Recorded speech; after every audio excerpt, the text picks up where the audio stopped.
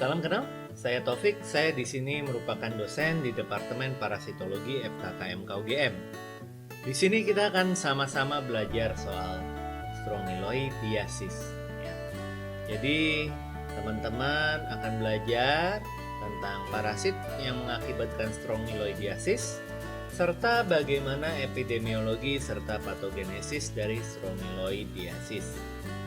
Jadi strongyloidiasis itu merupakan penyakit yang diakibatkan oleh beberapa spesies Strongyloides, tetapi utamanya adalah Strongyloides stercoralis. Jadi Strongyloides stercoralis ini memiliki dua fase hidup, fase free living dan fase parasitik. Ya. Seperti namanya, strongyloidiasis ini diakibatkan oleh fase parasitik. Nah, strongyloidiasis ini bisa ditemukan di seluruh dunia, tapi utamanya banyak di Amerika Selatan, di China, dan Asia Tenggara. Pada tahun-tahun belakangan ini, dengan tingginya diagnosis penyakit autoimun, kemudian transplantasi organ, banyak juga pasien yang akhirnya mendapatkan terapi-terapi imunosupresif. Nah, pada kelompok pasien ini, strongyloidiasis dapat menjadi suatu kondisi yang berat. Ya. Ini nanti akan kita bahas lebih lanjut di belakang. Oleh karena itu, belakangan ini strongyloidiasis kembali menjadi perhatian dunia kesehatan. Jadi kalau kita lihat di sini ya, tadi ada dua siklus hidup, free living yang di sebelah kiri, yang panah merah, dan parasitik yang sebelah kanan yang berwarna biru. Fase parasitik itu dimulai dari penetrasi kulit inang oleh larva filariform. Larva filariform ini kemudian bermigrasi ke berbagai organ, namun dia akan kembali ke usus untuk menjadi cacing dewasa. Uniknya, hanya cacing betina dewasa yang bisa ditemukan di tubuh inang. Ya. Jadi yang jantan itu murni free living, yang betina bisa menjadi parasit.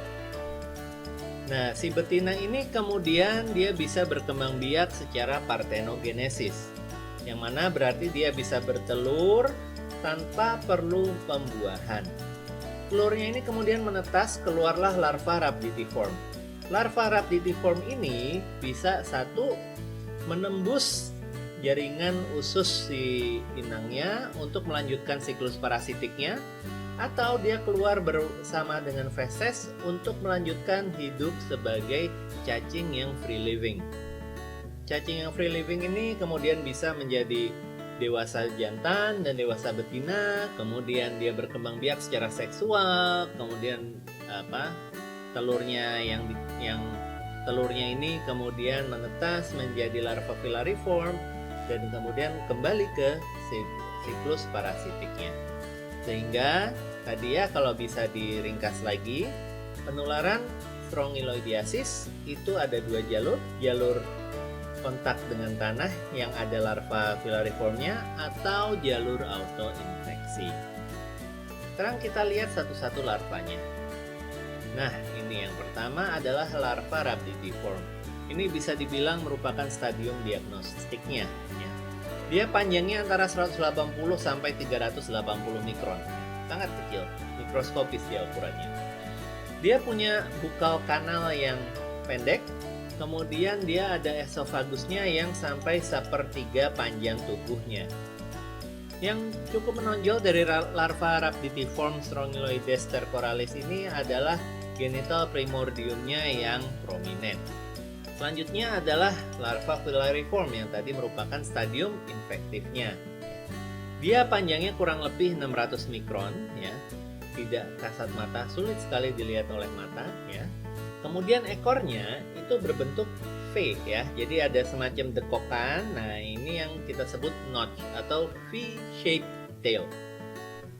Yang menarik lagi dari larva filariform Strongyloides adalah esofagusnya. Ya, esofagusnya kurang lebih separuh dari panjang badannya. Atau dengan kata lain bisa dikatakan juga rasio esofagus dengan ususnya 1:1. Jadi untuk patogenesisnya, ketika si larva filariform ini menembus kulit ya, dia bisa menghasilkan reaksi peradangan lokal. Terkadang ini akan bermanifestasi sebagai cutaneous larva migran. Walaupun seringkali pada kasus strongyloidiasis ini tidak mencolok, bahkan mungkin tidak diperhatikan oleh inangnya. Kemudian dia akan bermigrasi ke paru-paru ya. Di paru-paru ini dia bisa menghasilkan eosinophilic pneumonia yang kadang disebut Lurler-like syndrome. Setelah itu dia akan naik ke tenggorokan, kembali ke kerongkongan, masuk ke usus. Di usus dia menjadi dewasa, jadi betina dewasa dan berkembang biak tadi ya.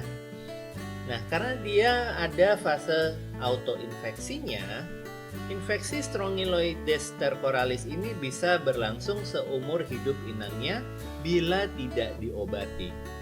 Ini juga yang membuat infeksi pada teman-teman imunosupres itu bisa menjadi berat ya. Karena tubuhnya tidak bisa mensupresi perkembangbiakan si cacing ini dengan efektif ya. Sementara cacingnya itu keluar lagi ya, berkembang biak lagi, suatu saat jumlahnya akan menjadi sangat banyak.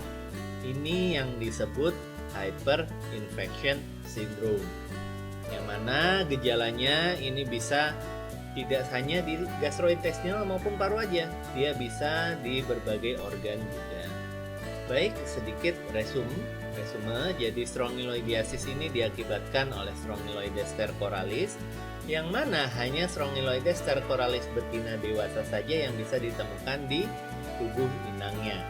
Manusia utamanya terinfeksi ya ketika dia ada kontak langsung kulit dengan tanah, yang mana ternyata tanahnya itu tadi ada larva filariform, atau melalui mekanisme autoinfeksi.